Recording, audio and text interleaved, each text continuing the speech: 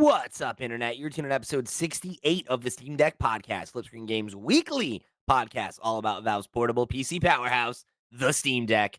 I'm your host, Pete Mbesi, joined as always by my very good friends and co-hosts, Mr. Stephen Radford Hello, hello. and Mr. Max Wright. Ahoy, ahoy.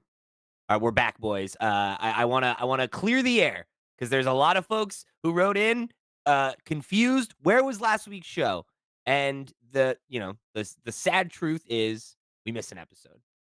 We pride ourselves on never missing a show. Unfortunately, Steve had some personal stuff going on. Max and I thought we were ready to hold down the fort, and then wouldn't you guess it, I got sick.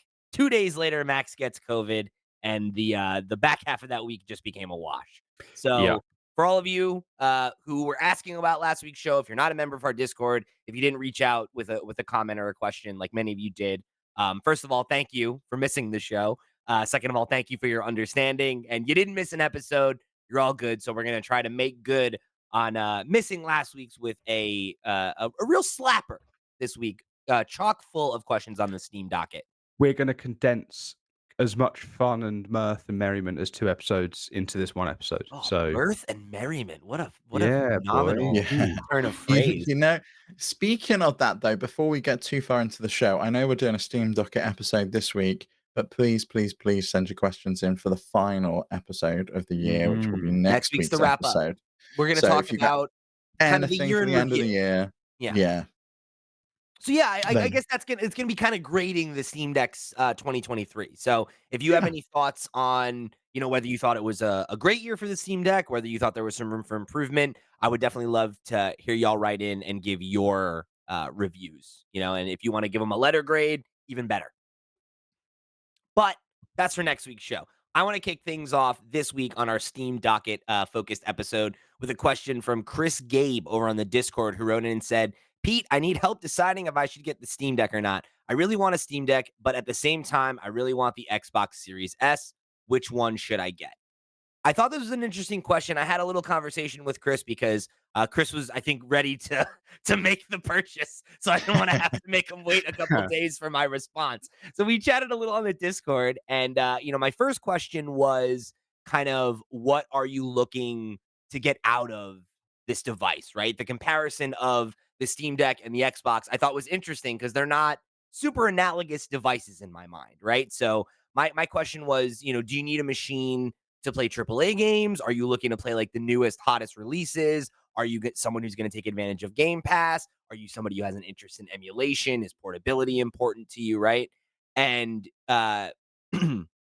Chris came back with the answer of, the goal here is AAA games and new releases. So I argued that I think if that's your desired use case, you're getting more bang for your buck with an Xbox, right? Because even if he was to, spend a little more money and grab a Series X instead of an S, which is, I think, something both Steve and I have generally recommended if you're only going to get one since the beginning.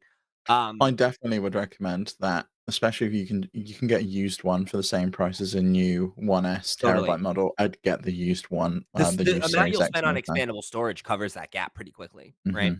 Mhm. So it would be cheaper, right? Like buying the Xbox is gonna be less expensive than even the cheapest Steam Deck model. You will get access to Game Pass, which is obviously a huge value, especially if saving money is a factor. And if the goal is to play like new AAA games or like the hot releases, I think you have a better chance of being able to play the games you want to play on the Xbox versus the Steam Deck. Because I think if you were like a big indie guy and you wanted to keep up with the hot releases, then sure, Steam Deck's probably the way to go. But if AAA is kind of your focus, it's kind of a coin flip with every new AAA game, whether or not it'll even work on the Steam Deck. So, if that's going to be your only machine that you have to play those games on, I think, my argument, the kind of the boiled down point I made was I think the Steam Deck is overall a more versatile device. But if your goal is AAA gaming, you're going to run into a lot more games that it just cannot play.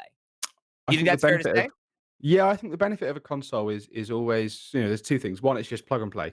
You buy it, you plug it in, it works. You download the games, there's no tinkering, there's no messing with settings and stuff like that. And 2, anytime that a game is sold for that console, that game is gonna run on that console. Maybe Switch notwithstanding at the moment when it comes to like AAA, but that there's not gonna be compatibility issues. You're not gonna buy it, run it for 2 hours, it's suddenly going to stop working, and you're like, well, I don't know what to do Yeah, here. It good just point. works. So if all you want to do is buy a system, play games on it, then yeah, I absolutely agree with that. And also, Games Pass is such a huge um, boon, I guess, to for people that own Xboxes and being able to just have access to that huge library of games. Sure, it's not as versatile, and then, like you say, there's gonna be some things it can't do, and some things that maybe the Steam Deck does do better in many ways. But yeah, I think Mm. if for what Chris wanted, absolutely easy decision there. I think. I think there's one thing worth considering though. It is the games you want to play, right? Baldur's Gate Hmm. 3 wasn't on the Xbox until this week. If you wanted to play that at launch, PC was probably the best place for you to play that. We were playing it on the Steam Deck. PlayStation games, if you want to play Uncharted, The Last of Us, God of War, So Horizon, I'm you can glad get you brought those that on the up. Steam Deck.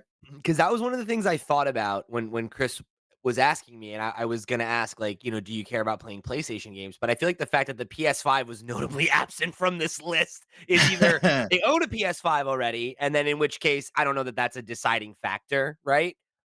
Or no interest in those games, right? To not Yeah. even consider the PlayStation 5 over the Xbox, which if that was in the running, I think that becomes a much different debate because then I think the question of what games are you trying to play on it Yeah. matters a lot. And if they already own a PS5 and it's what do I get as like a sister console or a partner console or like is it the Series S, sorry, or the Steam Deck? Then For me, it's the Steam really, Deck in that I scenario agree with because that. But it depends you've if you, got somewhere you're playing the AAA games anyway, and if there's a couple of yes, Yeah. Microsoft ones you want to play, ju- pick them up on Steam Deck. And you just can depends if you use it as a purely want, handheld, right? Like that's yeah, more it's inherently more versatile, right? Like I said, it travels better. It's an emulation station. You could, use our tutorial with Chiaki to stream your PlayStation 5 mhm. games to your Steam Deck. Like there's a ton that you can do there to get more out of that device. But the I was answer going to again say if being I you, need a thing to play AAA games makes me think PlayStation is not. yeah, They don't sure, own one. yeah.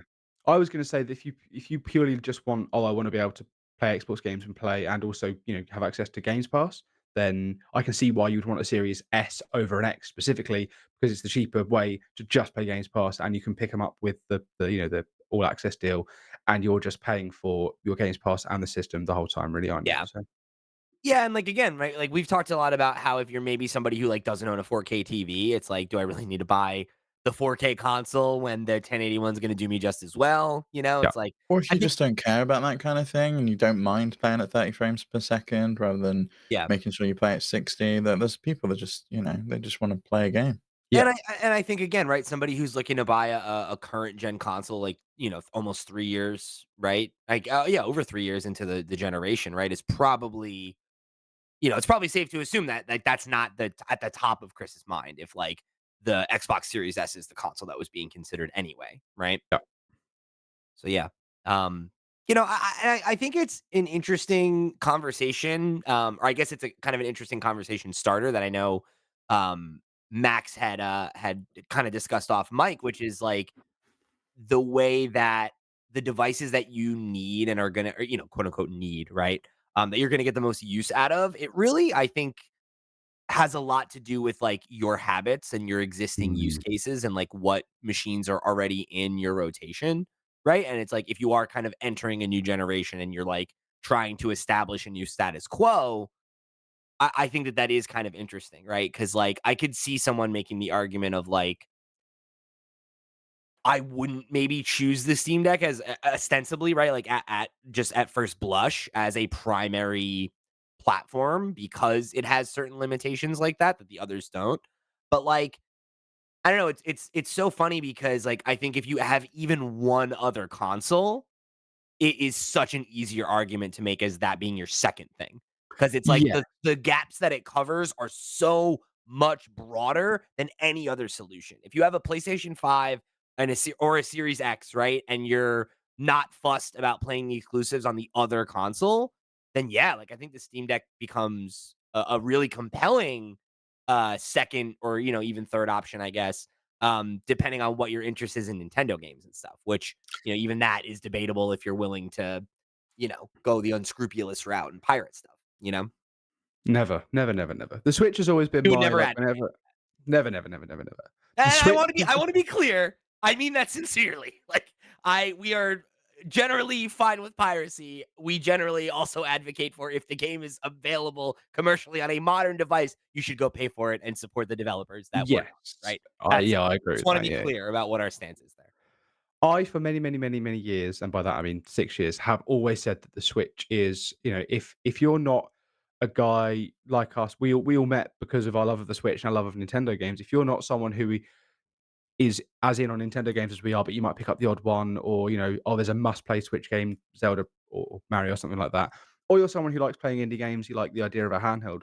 I've always said that the Switch is a perfect secondary console for any gamer. You could have a PC, Yeah. you could have an Xbox, you could have a PlayStation 5. There's going to be things on the Switch that you can't get anywhere else. And that while that is still true, I do think that the Steam Deck does now. If someone's going to say what is the perfect second console, if it wasn't for the cost of the thing, if it wasn't that the Steam Deck costs as much, if not more, than the the current gen consoles, if you're getting like a Yeah, but a medium Switch tier. costs more than the Series S. It costs Oh, like absolutely. Yeah, Yeah, yeah, yeah, but I I still think that's still £150 in difference between, like, the yeah, mid-range Steam Deck and or especially OLED now, and the OLED Switch. There's still, like, right. £150 in between there. Even with the deals now, you can get you could get a Switch, OLED for, like, what, 270, I think, and I paid 370, or I don't know, is it more than that? How much is I the, mean, to your 470? point Sorry. too though, right? Like if you bought both a Switch and an Xbox Series S, you would save 150. You could do both of those and buy a year of Game Pass for Yeah, what it will cost you to get a Steam yeah. Deck with no games, right? But it all depends how these things fit in and what it is that you already have, what you wanna play. There's no one solution for everything. No, Um, like I look at people in my life who are big gamers, right? Like one of my closest friends owns a Switch, got it at launch to play Breath of the Wild. The only other game he's ever played on it is Tears of the Kingdom. And the only other usage it's got in that in between period is during lockdown, his partner was playing Animal Crossing on it, right? So yeah. it got dusted mhm. off for like a year and then went back into hibernation until Tears of the Kingdom time. And Yeah. like if he thinks it's worth it to play those two games, then like fair play, right? Like that's that's what matters, right? Whereas like, all of us have obviously gotten a lot more use out of our Nintendo Switch over the generation, you know? Absolutely. And there are so many people right in our audience that own a PS5 and the only thing they play on it is the Sony exclusives and then everything else is on PC, right? Like Yeah. it happens, I right? I got my PlayStation 5, your year with PlayStation review through today, or well, no, this week rather, and Oh, they didn't even bother to it email me played. one 'cause I don't think I played anything. No, I didn't get the email, I don't think. I think I just clicked on a link somewhere, but I got it was Spider-Man, that was it. That's all I played all year.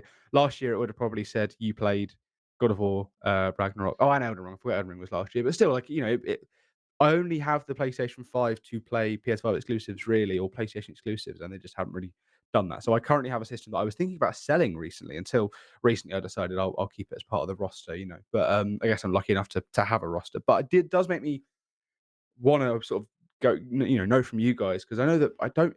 I know that Steve, judging by the PC you're currently using, you've never really been much of a PC gamer in sort of in the more as an adult, right? Maybe Sure. as a kid you might have No, had yeah, I one. was when I was when I was a kid. Like we Mm. grew up on PC games like Age You're of a Diablo Empires, fan, so you had Diablo, to be, yeah. Baldur's Gate, all of those games. We were a PC household. But we did have a PlayStation as well. But the Steam Deck totally changed the way I played. It is my primary gaming device. If the game is available there and it plays well, I will get it there. Picked up Hi-Fi Rush there rather than playing on Xbox where I already had it via Game Pass because I wanted to be able to play it portably. I stream pretty much everything else there. So last year when I was playing Horizon on the PlayStation, I would stream that to the Steam Deck. I'm probably going to stream a bunch of Alan Wake to the Steam Deck as Mhm. well. So I think Funny you should streaming say is that. also I literally another. started doing that today. I've been playing a little bit of Alan Wake, streaming it to the deck. So Yeah, and I think streaming is a really viable option, especially in the household. Obviously, PlayStation thought so. They brought out a specific device that was designed just for that. yeah. But I saw a bunch of people during the kind of hype around Starfield, or at least the launch around Starfield, playing it via cloud streaming Yeah. and using that as an actual option. I do think that's a viable option as well. Like if say Chris, for example, the majority of the games that he wanted to play were available on Steam Deck and were okay to play on Steam Deck, but there's a couple that can be streamed from Xbox and you've got good enough internet, that's an option as well. I Mhm. think is worth Yeah. exploring. Absolutely. What about you, Pete? Have you ever been much of a PC gamer? I know you have a fairly decent rig, right? But I've always Yeah. known you to be a PlayStation and a Switch guy. Yeah, I think And for an Xbox. me, yeah, right, sure. I've gone through phases with it, right? Like, I think PC has never been my main platform, but when I was a kid, and I kind of established my taste as like a platform agnostic person, I had a gaming PC, right? Like in my family home that I was playing uh what like the humongous entertainment games like backyard baseball and stuff like that or whatever and the sims and rts's and age of mythology and age of empires and all that kind of stuff. I was like a big league of legends fan for many years, so it's like I've generally had a PC that was capable of playing games, and if there were games that interested me to be played on PC, I would play them. But then kind of I missed out on that first wave of like when Steam popped off and it became kind of like a de facto place to play for many of my friends and a lot of other gamers, right? And PC became more viable as a dominant platform after kind of waning a little bit in, my preteen and early teenage years. Um, and I had a kind of a renaissance with it once I got into League of Legends and I built my first like proper gaming rig as a, an adult. And that was like around the time that Overwatch came out and I played PUBG and like I was into a lot of multiplayer online gaming on PC with friends. Um and it was mostly my lifestyle changing that made me move away from that. It was when I took my first like big adult full-time, uh 40, 50 hour a week kind of job where I was like, I spend 8 hours plus a day at my desk on the computer. The last fucking thing I want to do at the end of my workday is continue to sit at the desk and be on this computer or Mhm. go home and get on a different computer and sit at that desk, right? I wanted to be sitting on my couch with my cat in my lap with a controller in my hands, which was already my preferred way to play for anything that's not uh, a social experience, right? Like Overwatch, whatever, right? Like those were games that like I was getting on the PC and playing on Discord and doing all that stuff, and like that was definitely preferable.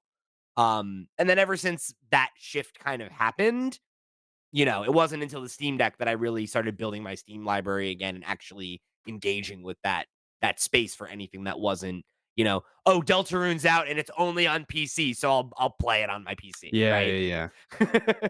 That's what I was gonna ask was, obviously we all came from the Switch together. We sort of all, we've always been talking about a Switch, always been playing Switch games, and I guess but that combination of the portability and the stuff that we got used to with the Switch is, I think that's, has that was that a big reason for you getting a Steam Deck, or what was it about the Steam Deck that first drew you in?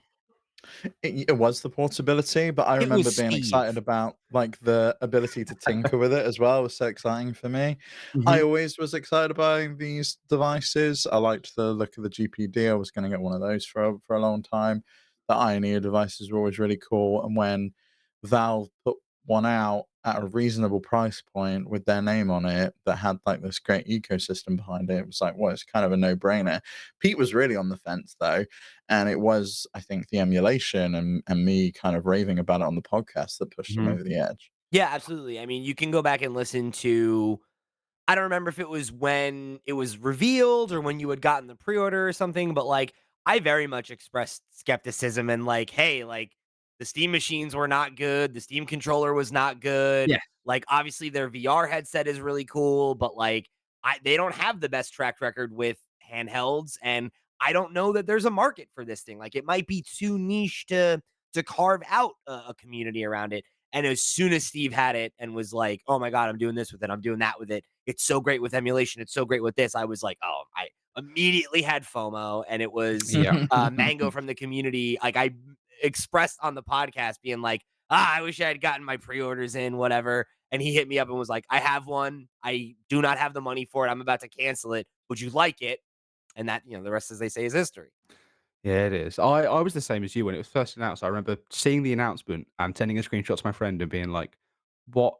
What are they doing? Why are they trying to, you know, jump on the Switch? They've failed every time That's they've tried to so do something else. bizarre It's to failed." me. Well, only because like you said, the Steam machine, the Steam controller, like the Index was a very expensive. Like it was Yeah. good, but it was too expensive, and I was like, "There's just they don't." It's not like it set the world on fire, even if it was good, Yeah, right? yeah. I Like, it's was like, like, "There's okay. just it just does." I was like, "There's just nowhere that this system fits, I think, where it's gonna succeed." And then obviously, as soon as it came out, and I remember even saying when it came out, I was like, "There's no chance you get me to even touch that because it's massive." Like, someone got their launch unit at my job, they brought it to me and said, "Here it is," and they handed it to me, and I was like, "Oh my god, this is far too big. It's never gonna be comfortable."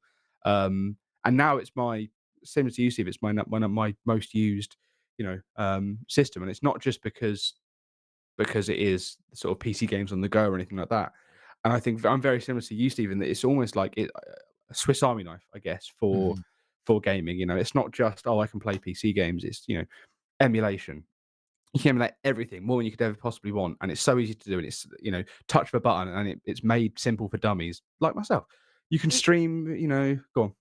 I was gonna say it, like, also, like, made me engage with things I've always wanted to engage with more, Yeah. like fan games and stuff like that, where it's like when I can just, like, click open through it like any other Hmm. game in my library in my Steam launcher, like, there's something about that, like, it hits differently than being like, I've got it open in a window and I can see the background of my desktop and my 2 other Yeah, yeah. monitors, and, Yeah. one of you guys It's sends me it's a the reason message why and, I like a Kindle. Like, I like a Kindle to read books. It doesn't give me notifications. It's a specific Yeah. I device have for that use case. nothing that gives me notifications installed on my iPad, right? Yeah. Mhm. That is just for reading. It is a sacred device for reading. And it's like that's what I like about consoles too, right? Is I like having a dedicated device of I sit down and this is what it's for and not this is I work also on the this as device I well. work on, right? Yeah. Yeah. Or whatever, right? Like even take that out of it. Like it is annoying to be like, I remember when I played Undertale the first time, every time I played it, I had to log out of everything that could send me a notification or mute all the Oh. notifications and put myself as away on Steam and turn both of my other monitors off and like force myself into being immersed in it because because PC just has all this other bullshit. And like if Windows you're has got somebody better. who There is a gamer mode now that you can, like, sure, turn on, granted, yeah, and that it was will like do 10 all of years that ago shit now for almost. you. But I also think, like, if I didn't work on my computer, it would be different. Because, like, my buddy, Jack, who I've mentioned on the show before, he was, like, one of the early Steam Deck adopters who I'm friends with. He has 2 computers, right? He has a work computer that he only uses for work, and then he has his gaming PC, and the only thing that's on it is Steam and what other games he has installed. So it's super easy to be like, put myself as a way so if somebody messaged me, it doesn't interrupt my gameplay and I'm here and I'm invested, right? But like Mhm. I don't have the luxury of having 2 different desk setups and going into a separate room either, right? Because he has an office and then he has a gaming room. And in his gaming room, he has his gaming PC that he uses for recreation. And like if I could make this space just my hangout space and I had another office I could go to with a computer that didn't have Steam on it, then it might be a different story. But as of right now, it's tough for me to think about it that way. So I'm very much I like that. I don't like sitting at the same desk that I'm sort of working at and then going straight to gaming on it. Again, like Yeah. I find it hard to relax that way. I've always tried to use my PC as a console where it's not only is it attached to my screen, it's also attached to a TV, and I can just go on Xbox controller, boot up Steam Big Picture. I said Steam Big Picture mode, sit down Steve's big and picture use the mode. Steve's Big Picture mode and use it as a console. Now, I've always liked to use my PC like just as like a more powerful console, with more options, yada yada yada. And Sorry, I hold on. This is gonna rot my brain if I don't say this out loud. I'm imagining like a poster for like Pee Wee's Big Adventure, but it's Steve and it's Steve's Big Big Picture Picture movie. mode. He's backpacking across America with his Steam Deck. That's the first merch. Surely we're gonna do Steve's Big Picture mode. Just a giant picture of Steve. Do some guerrilla marketing. Um, the Steam Deck has allowed me to do that in that I where I am now, like I think you mentioned earlier about my living situation. Did you mention that? Or was that off mic? I can't remember now. Give the My context in case it was off mic. I Yeah, don't so I remember. when I was at home, at my parents' house, and I think I've said this on the podcast before, it was PC where it is in front of me, TV up here to the left-hand side, and then the bed behind me. I would sit here and do my work and do my downloading and blah blah blah. Then I would go over to the bed and I would lay on the bed and I would have my big 50-inch TV and that's what I would play on. Now, I have the TV downstairs. This is purely for like working and doing podcasts at, so I don't really sit here and play games anymore. but I still want to use it for games. And I had all sorts of situations where I had cables, and I've mentioned this recently. I think swapped all my cables out. I had like £60 worth of cables I returned. I've been hammering things around, rolling things around, putting things on clips. It's been a whole process. But now I'm at the point where I can have that all through the Steam Deck and using Moonlight and Sunshine, where my Steam Deck is almost like a part of my PC as much as it is its own thing. Where It's like a mirror for the PC, which is how I yeah, use my Steam Deck with my Xbox and with my yeah, PlayStation. I mean, the TV's often in use, and I find I can get a lot more immersed in a game when it's handheld and it's like mhm, close to my face, and I've got headphones on, and maybe that's weird and like completely the opposite of what someone like Neil Druckmann wants me to experience The yeah. Last of Us on a big TV. Well, I don't care. I'm playing it on an 8-inch screen right now, and it looks great. There's another like side of things that I guess maybe if I was a PC player I would have experienced, but I didn't. Like Pete spoke about the fan games, and I'm playing that Zelda Link's Awakening DXHD remake. It's incredible.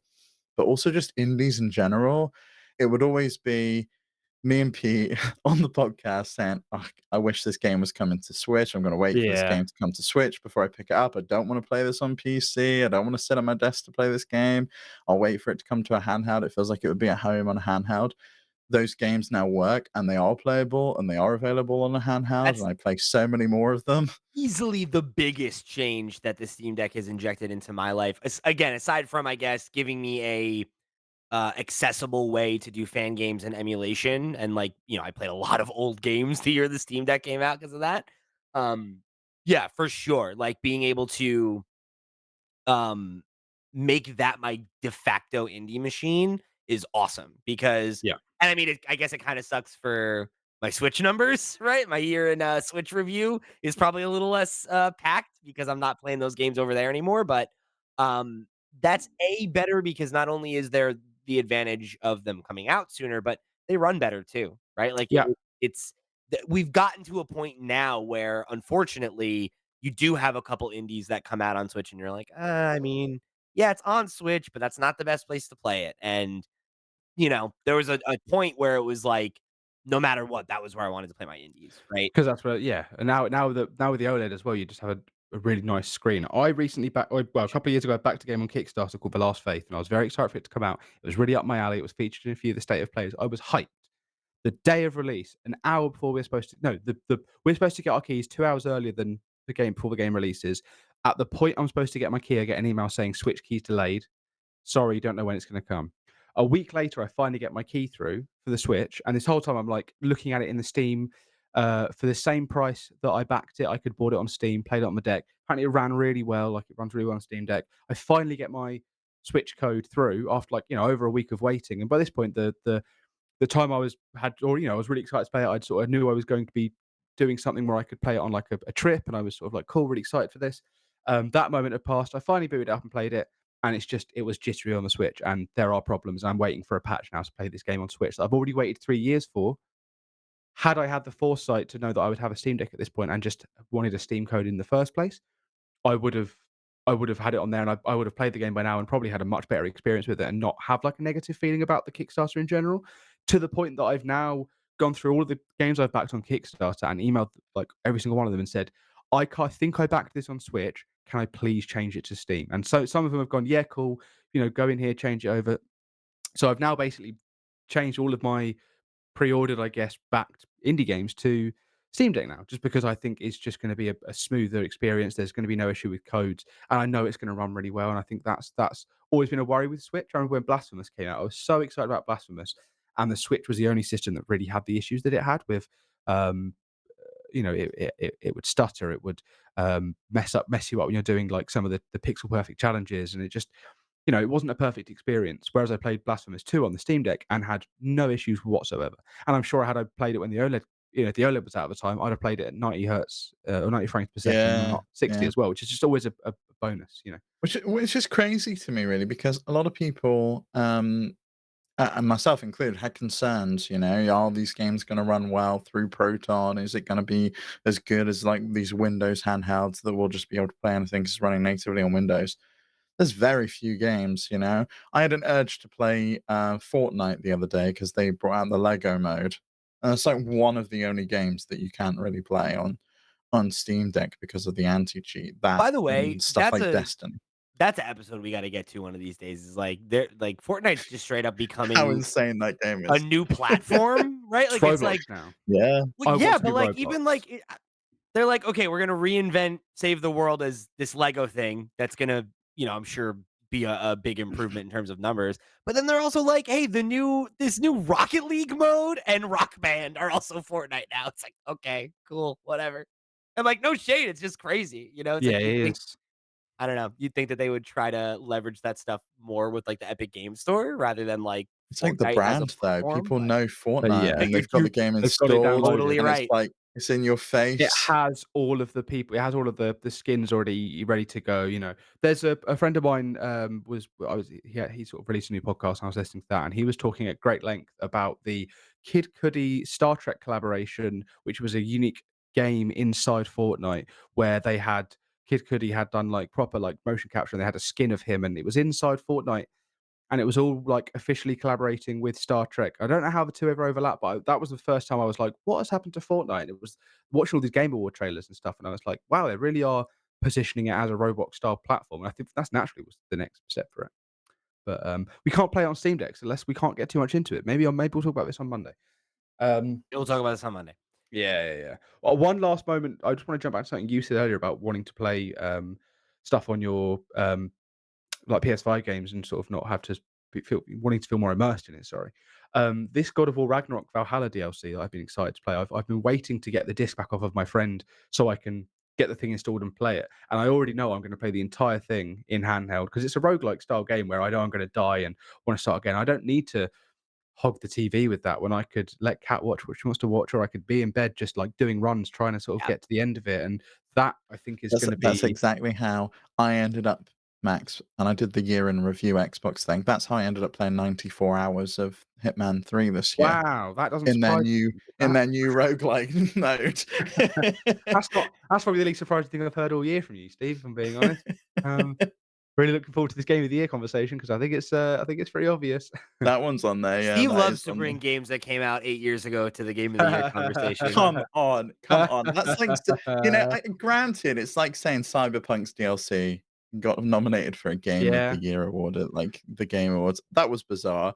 we're gonna But have a if great that Most conversation. improved that gets game, the though. pass, That's a category for old games to get new awards. It made sense. I'm not It's saying. best ongoing, not most improved. It's best ongoing.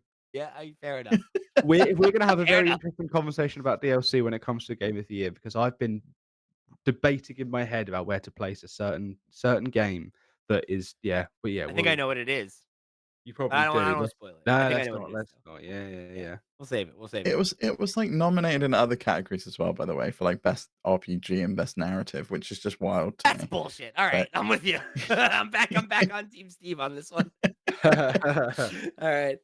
Well, I think it's safe to say that the Steam Deck has definitely influenced all the ways that we play, right? To different degrees. But yeah, I don't think it's any surprise that any of us would recommend that it's a console you should have in your arsenal. Yes. So we got a lot more questions in the Steam docket that I want to get into in just a second here. But before we do that, let me remind you that this episode of the Steam Deck podcast is brought to you by our Patreon producers for the month of December. They are, of course, Arnold J. Rimmer, Christopher Valence, Earth Visitor, Gabriel Hasselmeyer, a.k.a. Sobi, Snackago, Steve Stompy, Ty the Dude, and Waka Hula. And I have to make an event of this one because Steve and I know this is coming. Max does not. I want to add a new Patreon producer to the mix. This episode is also brought to you by a new producer. Susan loves cats and also boobies. Thanks for being with us, Susan. I will say I feel like we're finding our people. I think this is the audience where we've been waiting to tap into. Susan is a person of taste. Yeah, clearly. Cats, boobies, and flip screen games.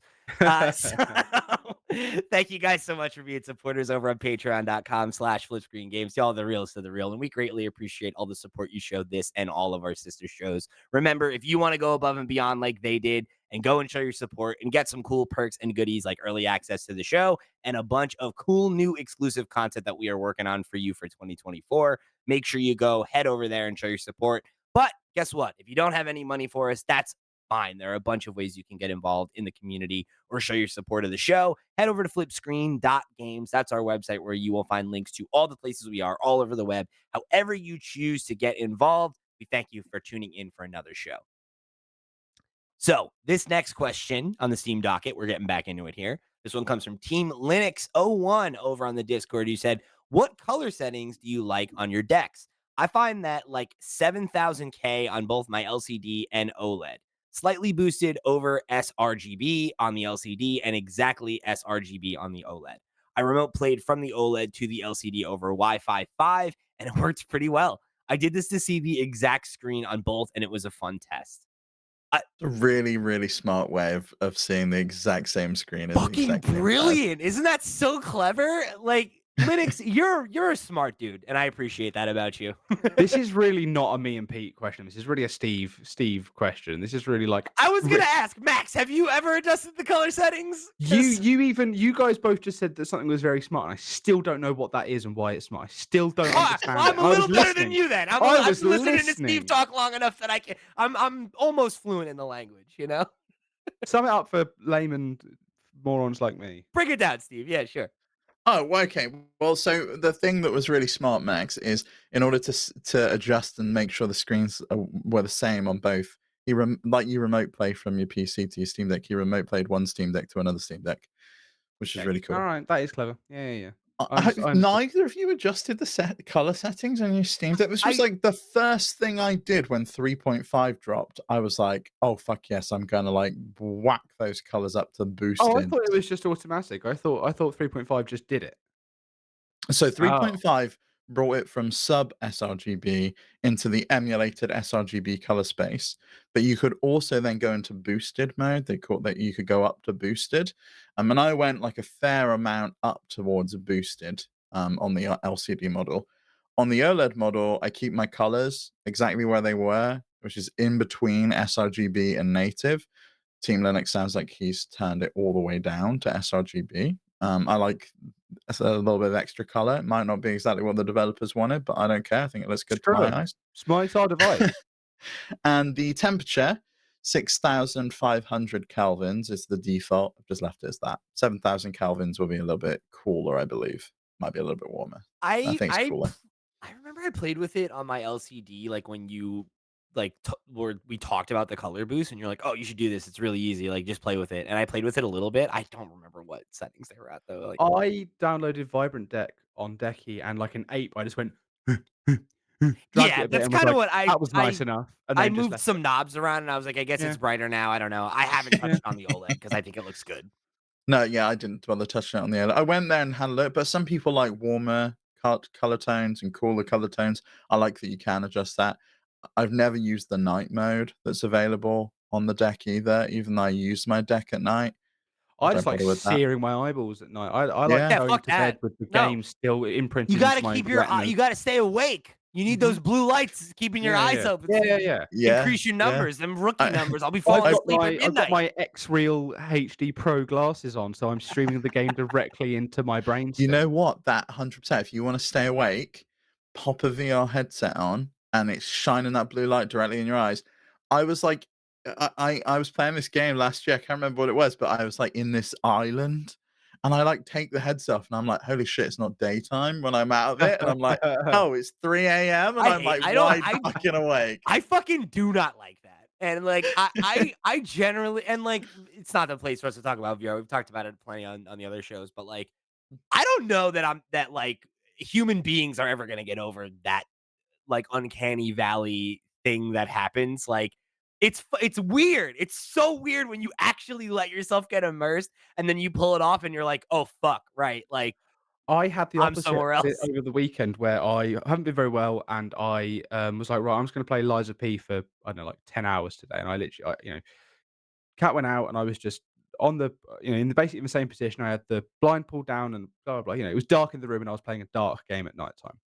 A package arrived and I opened the door and I was like, oh god, it's daytime outside, there's light outside, because in my head I was like, it's obviously nighttime because it's after a certain time. No, it was bright daylight outside, and I was like, oh wow, what the hell, like this is jarring. Just crack the door and just yeah I was just like, hello. Who's there? That's when you know it's like real gamer hours. You know, Oh like yeah. I remember, and it's like not that I haven't had this happen, but like I remember being this one instance where I was in my 20s and I had a day like that where like I had stayed up until like 5 in the morning playing games with my friends the night before. I call out of work the next day, and it's like kind of, like a whatever, like kind of a rainy day. And I just stay in and play video games the rest of the day. And then I went out to like go get like candy and snacks so I could stay up all night and keep playing fucking video games. And the clouds parted and the sun came out. And I was like, this feels weird. Like I feel like I am not a person right now. I'm like Oh living my mole god. man hours. I was definitely I was definitely more man in his pants than man with a job, you know, and I was really in my pants for that this whole weekend. So Look, when you're sick, it's totally fine, right? Like that's absolutely, I that's didn't your feel guilty at excuse. all. Yeah. All right, let's get into this Have you next done question. any of those like late night sessions recently? Like, What, when like was the just last playing time you games all did night? pull an all-nighter just playing games all night? I can't really pull all-nighters much anymore just because like I have to wake up and do shit, but I stay up really late and play video games a lot. Like now Yeah, that me too. the new job that I have, I don't start work until 11. So like usually I try to leave my house by like 10:30, and Oh, it's so like you're up till like You're 2 up till AM playing 4 yeah, games. a.m., easy, yeah. right? Like the other night I was up until 3:30 playing Sea of Stars and was like, fuck, whoops. Oh well, like doesn't matter. Yeah, It's I had a fine. whoops moment the other night. Like there was an update to Deceiving that they've added like Christmas presents you have to go and find in the game. And I was like playing that shit all night long with my friend and I completely lost track of time. And I was like, oh Dude, shit, it's 2 AM. I did some really irresponsible shit the other night, which was I was playing Sea of Stars, and you have that moment where you're like, "Ooh, I'm getting tired. Like I'm getting too tired to keep playing." Like I feel myself starting to fade, and especially it's like a turn-based RPG, so there's like downtime where you're reading and stuff, Mm. and I'm like, I'm too tired to do this, and I was like, but I could start playing Pizza Tower again, and I put that No. on, and I'm like, this is active enough that it'll keep my fucking brain awake, even though it's like, please go to sleep. It's 3 in the morning. Yeah, I recommend going to bed at that point. I'm not saying it's healthy, but I'm out here doing it for you, the listener. All right, I got to get through some of these indie games before Yeah, the end of the year. I contracted COVID so I could play 36 hours of Lies of P over the course of a week. Dude, I was I got so much done during I don't COVID even, last year. I don't even want to admit this, but a friend of mine had a COVID exposure, and it was like, oh shit, like we were just together, right? And like, I don't know if I have it. I'm testing negative. You might be sick, and I was like, okay, I don't want COVID, but if I did, that would sure give me a lot of time to play these game of the year games right now.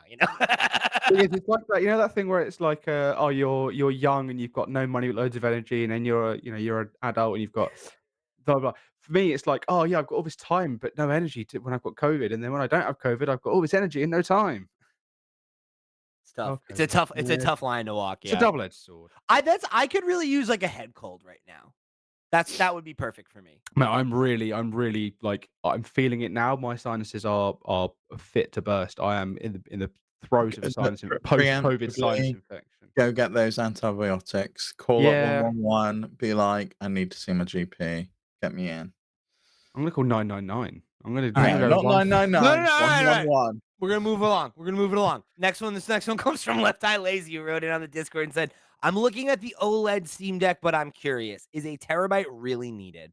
I definitely run out of space on my PS5, but I've never had that issue with my Switch, even when I played it the most around 3 years ago. I want AAA and fan games. I'm going to buy one. I want it, but I don't know what I need as a player. If that makes sense."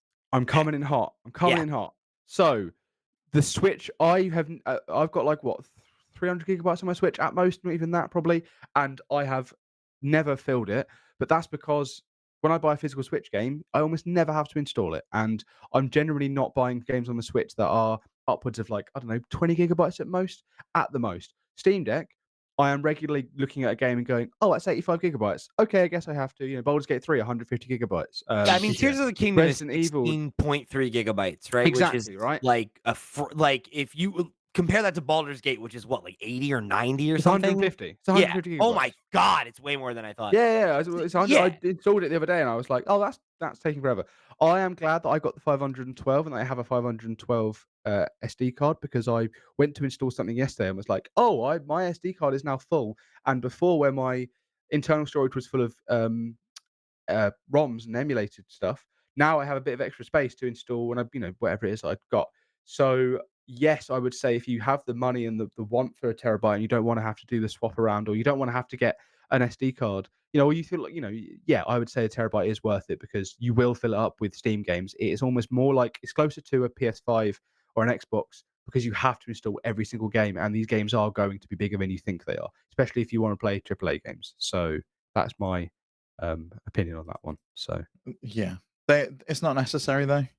You can always upgrade the SSD further down the line if you think Yeah. you want to. You can put a 1 terabyte or a 2 terabyte drive in there, or you can just get a 1 terabyte micro SD card. The speed between the internal drive and the micro SD card is pretty much the same. You won't really notice a performance difference.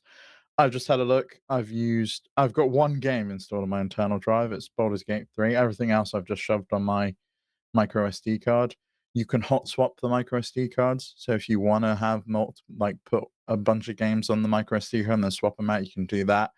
You can, if you buy a Steam Deck dock, you can plug a hard drive into there and you can access the games that are on that hard drive or SSD, external SSD, and you can swap between them. So plus you can always just delete the game and re-download it. How many games are you playing at once? It really depends, maybe you are the kind of person who plays like Call of Duty and also plays a bunch of other multiplayer Right. games and you want to be able to play them. Yeah, I think that's where for me, I generally am the person who would just say you should get more memory because like buying expandable memory is almost always more expensive than just buying the console that has more onboard memory. And like filling up a terabyte will be really difficult, right? Like you probably won't have 10 games that are the same size as Baldur's Gate 3. And I think it's just one of those things where, like, if you are somebody who money is tight and you don't mind managing your data and you don't need to have a ton of games on your deck or whatever, then yeah, I think Steve's totally right. You can definitely get by without it. But I also think that, like, if the amount of money you're talking about for the upgrade is negligible to you, you're probably just better off getting the more storage and not forcing yourself to then have to go through the trouble of like looking for a deal on it later or like having to delete stuff that you maybe don't want to delete when you want to get a new game on. I think it also like is influenced by like how long your like what your internet is like. Like if with your internet, Steve, I would absolutely say you should get the terabyte because it's like I re-downloading a game is a bitch. So it's like I wouldn't want to delete a game and then re-download it. That's 150 gigs. Whereas like, I know where Left Eye Lazy lives. I won't dox him. But and I imagine his internet is pretty good, right? So like I think those are all factors that are worth considering. But my kind of baseline answer for any question like this is if the upgrade is not that much more money, it's usually better to just get that little extra wiggle room when it comes to memory specifically. Yeah, I mean, I think it's $100 difference. And you do get a couple of other niceties with it, right? It's debatable whether you like the matte screen or not. Some people love it, some people really do not love it. So you have to take that into consideration with the Totally. Steam Deck as well. You might not like the etched glass, so if you can look at one beforehand, it's probably worth trying that. But you also get like a nicer case and a few other things. But you can get like 512 gigabyte SD cards for like $25-$30. You can get a bunch of those and hot swap them out. And me and Pete and Max lived on the 256 gig model of the Steam Deck for 2 years, and we had no problems with it. No, I've just upgraded to 512, and I've got a 512 micro SD card in there, so I've got terabyte storage between the two, and it's no I am problem laughing. whatsoever. I I mean, am I'm at a laughing with point that. now with like the expandable memory that I paid for. Like, I have like a terabyte and a half, and it's like I'm never gonna fill that. But like, that's a nice feeling too, because especially if you are somebody like me who wants to have, your emulation library on there. It's super nice to be able to just load it up with any game you might conceivably want to play and not have to be constantly like pulling things in and off. Right? Like, I have like every game that's ever been made on the PlayStation 1 like on it, and it's like that's nice. Like that's I like having that luxury. If that doesn't matter Mm. to you and the $100 is going to be better spent for you to buy a game or something, then yeah, fair play. I think that's the way to go. How's Toy Story 2 then, Pete? Have you played that yet? Yeah, it's an absolute bona fide classic. Pete. You know this. You know this. All right, let's jump into this next question from Wakahula, who said, "Is anyone using their Steam Deck out of the box without any customizations? Is the difference in performance really that high if you run default?" And here, I'll say this: Um, Wakahula wrote in with the new patented 4-question formula. That is 4 Up in questions. the no, ante. no, it's 4. I was gonna say no, it's 3, but then no, it's 4 with a little bit of context in there as well. Yeah, it's Um, 4. I was using my OLED with no customizations for a while. I undervolted it this week. I can get a 40 microvolt undervolt on this one. I could only get 30 on my LCD, so I'm very happy. Nice. Um, You're gonna have to remind me what that means. Not now, but you're gonna You have to need remind to me make what a I'm- go video listen to about our this. episode. You Go gotta make a listen to the video. episode Make about a it. video. Show people how to do it in 2 seconds. It's so I'm not- easy. Steve, I'm on the episode. I don't want to have to listen to myself chat shit for an hour just so I can hear a tidbit. He of heard you information. explain it and he's still confused. Okay. Make a video for Okay. these poor fools. Steve. They need it. I'm your target audience, Steve. Morons with objects they have. Morons with objects. Morons with objects. That's me. You're nailing Um, it on these little poetic phrases today, Matt. But the performance difference is really negligible. You can install stuff like Cryo utilities to eke out a couple more frames per second. But if you really don't want the hassle of dealing with any of that stuff and having to worry about it being your BIOS being reset when you upgrade, I no longer bother with setting the VRAM buffer to The 4 OLED gigabytes in the kinda BIOS. close that gap, right? Like Yeah, it's yeah, I that really 8% increase for a lot of these games is kind of like, do you really need to futz around for another 2% or whatever? Probably not.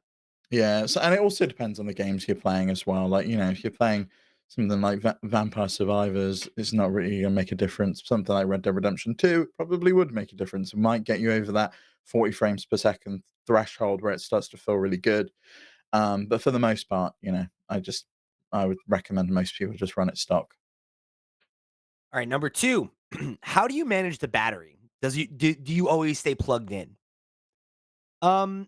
For me, managing the battery really only comes into play when I'm traveling because when I'm home, I have a high capacity or like literally a Steam Deck charger in every room of my house next to where I play.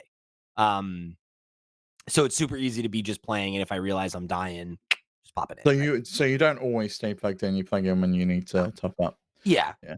I don't want to be tethered unless I need to be, right? And especially with the new one, it's so long that like even when you do plug it in, it's like not a big deal. But um, I still kind of have that like old school mentality of like, oh, you don't want to leave it plugged in when it's charged. That's no good. It's like doesn't really It matter. But really doesn't matter. No, it that's how doesn't matter. cell phones used to be, and it scarred me. Mhm. So now I Yeah. think of it that way. So I'm not like leaving it on unless I'm leaving it in overnight or whatever, right? Which I do all the time, but like the battery lasts a decent amount of time if you're not playing something that's like super intensive, right? And like The I'm most battery lasts a decent amount of time even if you do play something super intensive now, which is yeah, insane to me. it's The true. Wakahula said my game time is about 2 hours max every night. With the OLED, I don't think you will run out of battery. I No. think you will get 2 hours no matter what game you play. I'm playing The Last of Us. I'm getting 2.5 hours out of it at the moment. That's That's a really good. AAA Wow. game Really that good. came That's out Yeah, this that is really really year. good. It's insane. I've been currently playing a lot of stuff streaming it from my PC, and I've been so I've been plugged in when I'm plugged in, I'm plugged in because I'm docked. I'm playing a Mhm. lot of stuff docked. If I then take that up to bed, I'm still streaming sometimes because I'm playing a lot of Game Pass stuff. So I'm getting like 8 hours of battery. Yeah, it's great. Yeah. Oh So I'm my like, god, that's so good. That's so awesome. I'll do like an hour's like session and be like, Wow. right, time for bed. And I'll be like, maybe I should go plug this in and be like, oh, I'm on 88%. Yeah. I'll just plug it in when I next need to, and I don't have to worry about like, oh, it's just getting warm. I need to plug it in because I'm not playing things that really require it. I even did like an hour of Hi-Fi Rush that I didn't stream. I just played it on the deck, and I finished my session and was like, I should probably plug this in, and was like, oh no, I've got loads of battery left. And I didn't plug it in Yeah, it until lasts for ages tonight when I got now. home It's from work. That's great. nuts. Yeah, The it's guy really good. I said the other night, right? I was playing Pizza Tower on it. And I had a Uh, full charge and I played for like an hour and a half and it was like I was still at like 90% or something like that. It's like, oh my God, wow. Definitely more efficient, but yeah, 8 hours emulation as is well. Oh with yeah, that's crazy. Yeah. What But were I the other thing that you can do, right, is like because like when I do travel, I just knock the settings down a little bit. It's Mhm. like you can like on the Steam Deck, there's a button you can press where you can like limit a game's output like per game. You can have an individual profile. So like if you have a game that's intensive and it's like, okay, when I'm at home and I know I can plug it in, I'm running it like this, but when I'm on the road, maybe I had it at 40, I'll bump it down to 30 FPS or something like that. Like I did that with Persona when I traveled with it last time because I realized on the plane, I was like, oh no, I'm draining the battery so quick. Let me Yeah. bump all the settings down and try to eke out Maybe I another don't 20 need minutes or 45 whatever. FPS right now. Maybe I can just live on Yeah, 30 and 30 is yeah. probably good, right? All right, last question. Can you play Game Pass games or is this still a to do on Microsoft's side? This is Um, one that I answered in the Discord where I said I was doing all my Games Pass stuff through the PC and streaming it, but, Mhm. I think Steve mentioned about you can just install Windows or put Windows on Yeah, SD you card or can. put Windows on the plugin thing, There's and that yeah, would work. Yeah. there are ways for you to do it. I think the answer to both of these is yes, though, right? Like it's like yes, you can play Game Pass on it. I would argue that it's still a to do on Microsoft's side to Oh, have absolutely. a native app that supports Linux so that you can Yes. get it Yeah. on this device and have it not be a thing that you need to jump through hoops to set up or have, like, because again, like if you have crappy internet or something like that, right? Like the big benefit of Game Pass is that it's not streaming, right? Is that you can download the Yeah. games. And once Oh, once we cross that threshold, that will be obviously a huge boon for the Steam Deck. yes. But This is me streaming from my own PC, by the way, so I am actually running the game on my PC. I'm not worried about the speed of the internet doesn't really matter because it's more about the speed of, how my Wi-Fi is set up sure, here, right. Mhm. which is good. So if you're a person who doesn't have great internet, but you do wanna take advantage of that, I would look into what your options are in terms of I actually because of how often I use this, I bought a second router that is also an access point, and I set up a specific 5G access 5 gigahertz access point, uh, up here so that my Steam Deck always has its own personal 5 gigahertz connection. So I'm streaming games, I can That's do that smart. anywhere in the house. And it also is a built-in switch, so it now also powers my PC and my media server and all sorts Nice. of things. That's It's awesome. a whole it was a very handy little thing, and I've now Yeah, got like a little I'm not that much of an idiot, there are some things I can do. And that's really helped me with the streaming because now I don't have to worry about, oh, what's cat watching? Oh, what can I not look at anything on my yeah, phone at the same time because it's gonna totally. cut the connection. But yeah. Come Yeah, on. that's awesome. You gotta do what I do. It's just set up quality control on your router so that all of your devices get priority. That's what I've done anyway. It's You're really bad. evil. You're evil. Cole, That you is did not know that. Keep that between us. that's private. That's a yeah, I'm outing you. I'm canceling you, but But I also do know Wakahula has an Xbox because he posted the Xbox gaming review on our mhm. Discord.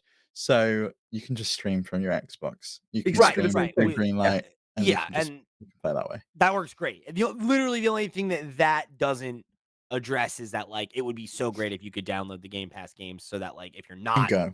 Yeah. yeah, on your home but again, right, like, it's like, you're, like, right there. Like, yes, you can definitely take advantage of Game Pass games on Steam Deck. It's just, there's kind of a few small extra Crazy steps you gotta hoops. run through, but Yeah, yeah. And hey, so guess for what? We got a some people tutorial for probably it, were. so well, Yeah. go ahead, Max. What was that? I was gonna say there are a few hoops. You just mentioned tutorial. I really think we should think about a Moonlight Sunshine tutorial, and I feel like that would be very handy because it's just been flawless. I mean, I really want people to be able Please to do do it, that. Max. All right, we'll see. We'll see. We'll see. I can't make. I'm already getting stressed out, but yeah.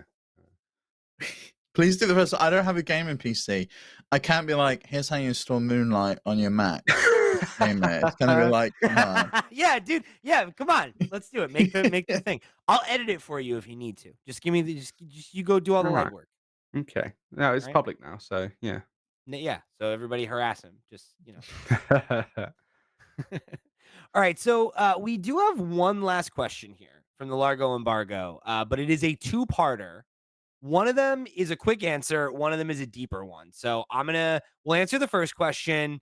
We'll intro the second one, and we'll get to that next week. How's that sound?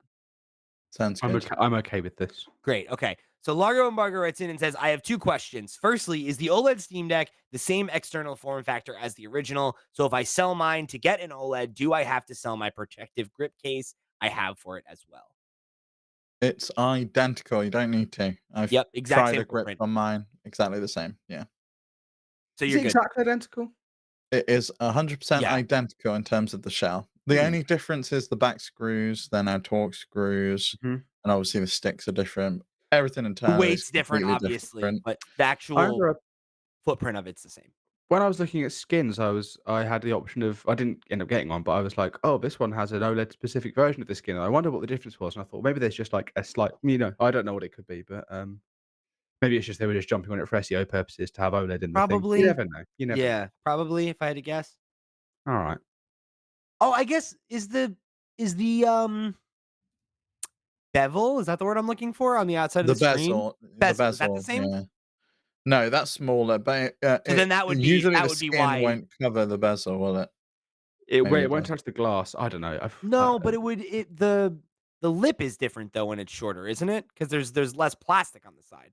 Or is it just the screen real estate It's is just the screen real okay. estate. Yeah, it was a massive chunky glass bezel before. I'm looking over here. My LCD one is downstairs, but my OLED's upstairs. I'm like, I can't compare them right now. But All right, no, they are identical. Team Linux 01 on the Discord also said that his Project Kill Switch case works on his OLED model that also perfect. worked on his LCD model. Perfect. Good. So there you go, Largo. So you're all set. And then the second one is, can you explain how to properly manage FSR if a game already has it? I never know which takes precedence, the game's FSR or Steam Deck's FSR, or whether I need to scale the game down in its settings in order to use the Steam FSR. So this is a deeper question. We will answer this one next week. Like we said, the plan for next week is going to be kind of Steam Deck's year in review. So again, if you guys want to write in with your gradings of how 2023 was for Steam Deck, or as a Steam Deck owner, definitely write in with your thoughts, good, bad, ugly. And if you want to include a letter grade, please do. And then, of course, if you have any questions, if there are, and any questions, right? If you got a question like this, if you want, advice for gifts for the holiday, whatever, that's our last episode of the Steam Deck podcast for the year. So get them in, okay? And we'll be back in January, of course, but we're going to have a week where you're going to have to go Steam Deck podcast list. So make sure you get whatever So they're used questions you to it. got They had that now. last week. Yeah, and the people were scrambling, Steve. They were running around, no idea what to do without us. So, Week's ruined. I We want to do prepare you 2 for other it now. podcasts. If people want to know missing our voices, go listen to the Flip Screen Games podcast where we talk Yeah. about general stuff. Go listen to Nintendo Notes where we talk about Nintendo stuff. Yeah. So there Yeah. are places Or you can hear us. just scream as loud as you possibly can, the most incoherent coherent thing you can into like a phone, and then just play it back to yourself directly into your ears. It's called the Max Wright Simulator, and I recommend everyone does it at least once a week, just to. When's that game out? You know, when can we play that? It's out now. It's out now. Is that at the same It's time called. as Pizza Party, the new Yeah. Mary Kate and Ashley experience? Yeah, they both But come out hot on the heels of Steve's big picture movie. Big picture So, mode. There is Oh, yeah, actually yeah. a Mac simulator coming out, and it's called Baby Steps, and it's just about a man who's not very good on his feet who looks just like me. So check that one out from the makers of Quap. all right, I'm going to stamp the boot on this one, or you guys are going to keep riffing. So that's going to be it for us for today. Thank you guys for joining us on another episode of Steam Deck Podcast. Remember, if you want to show your support, if you want to get involved with the community, if you want to write in for our Steam Docket segment for next week, hit us up at flipscreen.games. You can find links to all that and much more. Go over there, click on some stuff, however you choose to get involved and show your support. We thank you so much for tuning in for another episode of the Steam Deck Podcast. For the crew, I've been Pete. He's been Steve. All the way over there has been Max. We'll see you next week.